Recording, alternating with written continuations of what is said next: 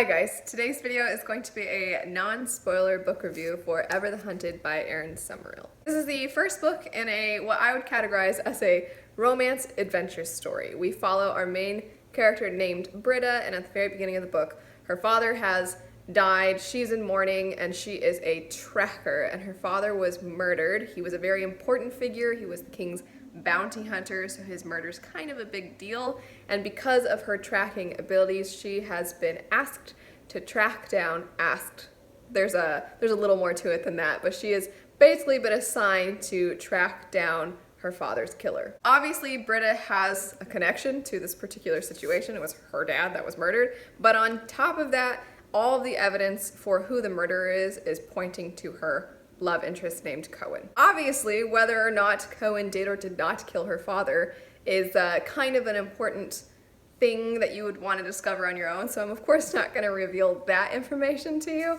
but I will say that it has a trope that I think a lot of people really love in romance in their stories, which is that it's a friends to lovers type of relationship. Cohen is somebody that Britta knew all pretty much throughout her childhood. They were very, very close. Then she fell in love with him. Then all of a sudden, things happen. You don't really know what transpired between the two of them. It's almost like a little bit of a mystery as to what went down. And she hasn't seen him in a long time, and now he's accused of killing her dad. So she just kind of is battling in her mind. Is the Cohen I knew growing up the same man that I'm hunting, or is there more to this? Is he being framed? Is something going on? So it's a little bit of a mystery, and I really enjoyed that element of it. I definitely was sitting there kind of thinking the whole time, like, if he killed your dad and you still love him, like, that's gonna be super messed up. But I didn't know what was gonna happen, and I liked not knowing what was gonna happen. So I definitely think that sort of mystery surrounding their relationship was definitely a motivator to turn the page. I also felt that our characters were never really over the top dramatic, which I so appreciated. It doesn't matter if it's a book I love, if it's a relationship I love, I don't like in stories when characters overreact. In my personal opinion, they overreact so that it feels like it can move the plot along, or that so there just has to be something between the characters. They can't ever just get along. You know, I don't like that kind of stuff. And I definitely felt like how the characters behaved, they were always, even if they would butt heads, or even if characters in the story seemed to be doing one thing and you didn't really quite know what was going on, they didn't just jump to conclusions immediately. There would be some possibilities in their mind of, oh, did they do this because of this? They probably did this because of this. They would still have those thoughts, which are realistic and definitely show some insecurities on some of the characters, which again, people have those.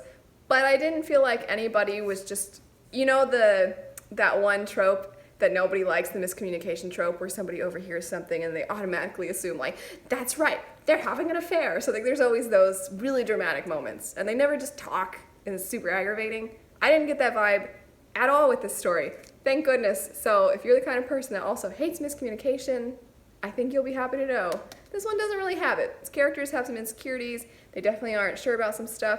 Chick doesn't know if the dude killed her dad. That's a big one.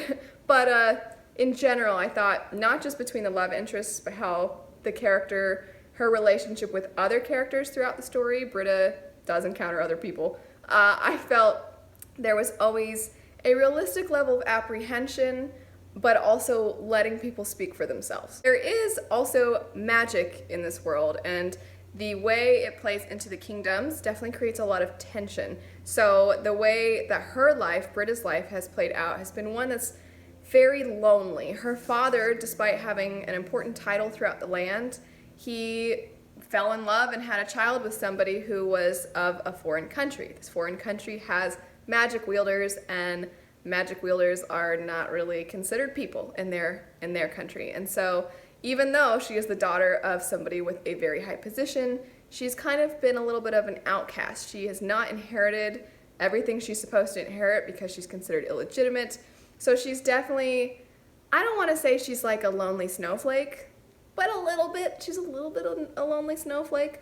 And I don't think it was done in a way personally where it was constantly like, look how special Britta is. Isn't she special. We should all feel bad for her, but also, isn't she so special? I didn't get that vibe from this book. That could be something, though, that other people get. Oh, everybody hates me. I'm not that pretty. I'm not that good at anything. Some people might feel that about this story, and Britta definitely has these thoughts of feeling worthless because that's how she grew up, and everybody treated her like she was worthless. But I felt it was a realistic reaction to her upbringing, as opposed to just her feeling that way just because. Something I definitely did like about Britta's character is that she relies on her skill set as a tracker. I appreciated that the author recognized that this was what the character was good at, and so because they were following around this character the whole book, this is what the character does. And it played into how the story was written because she's a tracker and because she relies on this skill set that is so centered around the outdoors.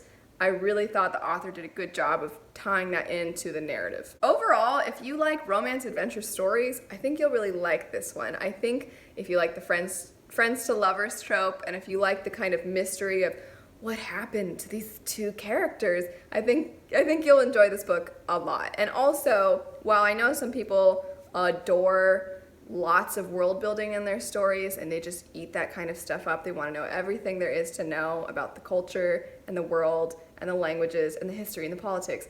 If you're the kind of person that absolutely loves all of that, you're not really going to get it in depth. You will get surface level, which some people appreciate. Some people don't want all that other stuff. They just want to know what they got to know for the story to make sense. And I definitely think that is true of this one. It was a fun read. I liked the relationship between the characters, and it's the first book in a series. So I think likely the next books are just going to kind of dive even deeper. If you've read the sequels, let me know your thoughts on those, of course without giving away spoilers. But I'm definitely kind of curious as to what happens next. If you've not read it but it sounds interesting, let me know that too. But anyway, thanks so much for watching. I hope you have a great rest of your day, and I'll see you all later. Bye.